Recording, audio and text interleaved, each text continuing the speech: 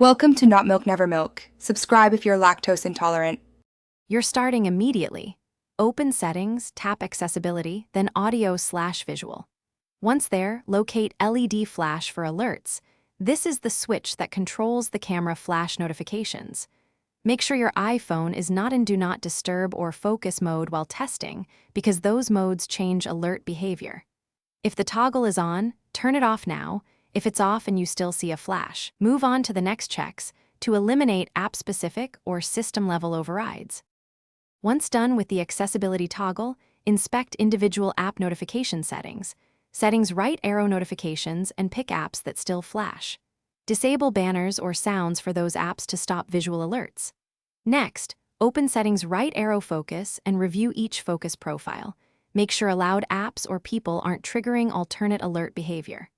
Also update iOS and the apps themselves, because bugs can cause persistent flashes. Make sure background app refresh or accessibility shortcuts aren't re-enabling the flash unexpectedly. To finish, restart the iPhone to clear transient states and test with a controlled incoming alert.